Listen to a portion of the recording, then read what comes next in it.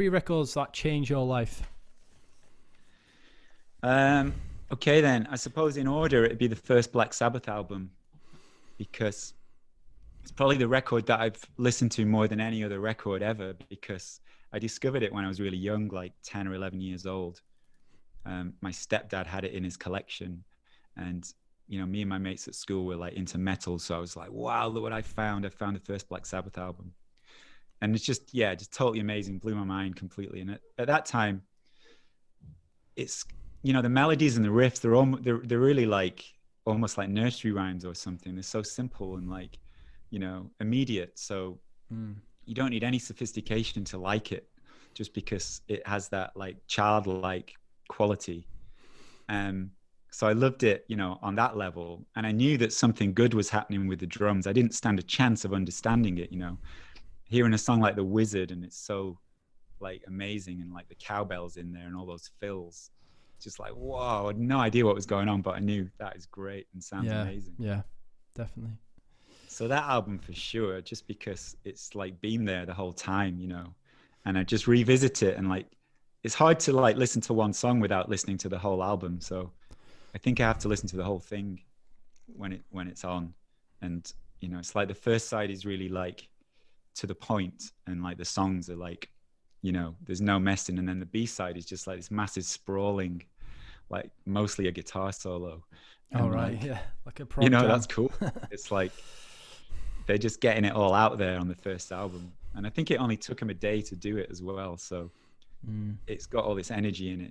It's classic sort of like document of a band's first album, where they've got all this vital energy that's just like, thankfully been captured really well. Absolutely. So yeah, that's one for sure. And the next one would be like, I mean, again, this is like a massively impossible, it's hard, I know. Yeah. question that like omits so many other things, but I'm going to say Double Nickels on the Dime by the Minutemen. Okay. Yeah. Minutemen. Because the Minutemen were a band that I discovered, I don't know, around the age of 15 on skateboard videos.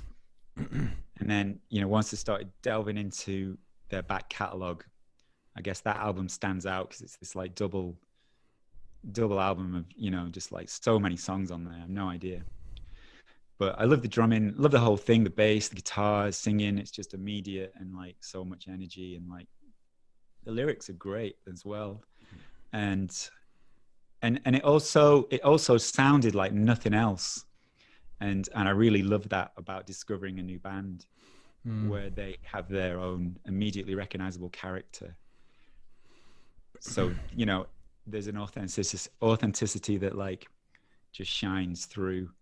They're just like doing their own thing, and like they're part of this, this like hardcore scene or whatever, like that sort of 1980s West Coast hardcore scene, but like they're not remotely interested in sounding like Black Flag or any of the other bands. They're like completely unique. So yeah, they're standouts, and I still love them now. And I love the drumming. Like George Hurley was a massive influence, because you could really hear something going on that wasn't going on in other music.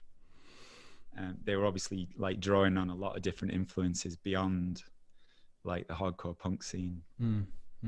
Absolutely. And then yeah, for similar reasons, like Spiderland by Slint would be the next one. Great choice. Yeah.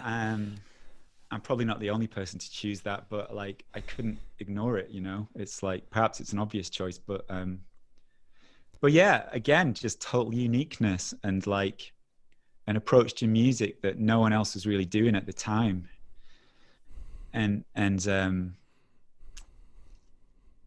it was this guy at college who was like a year or two older than me. He was really into music and liked a lot of really kind of interesting and obscure things. And often he'd play stuff and I'm like, nah, I don't like this. I wasn't ready for it. It's just like my ear wasn't mature enough. But like he said, oh, I think you'll like Slint.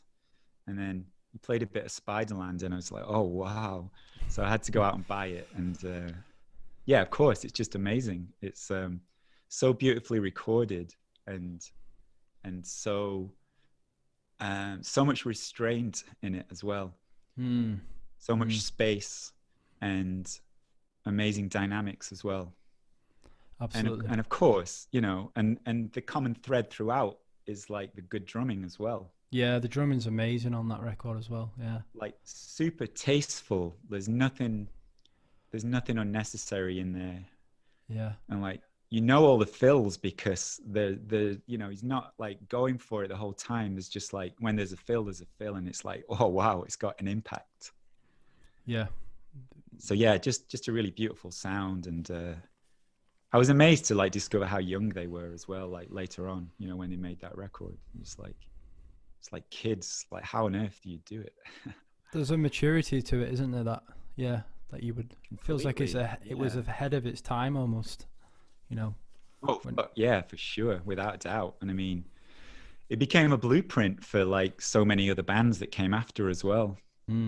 Absolutely. And nobody matched it really, you know. If you only have one post-rock album, then just have that, and like, you know, you're done. Like, yeah. Thank you for watching. I hope you enjoyed this short video. You can catch the full episode linked in the bottom left-hand corner at the end of this video, or you can find the link in the description below. I need your support. I'm a very new podcast. I only have around 100 subs or so. So if you could please like this video, and if you haven't already, subscribe to my channel. That will help push my videos up in the algorithm and expand the reach of my videos. So yeah, thanks for that, and see you next time.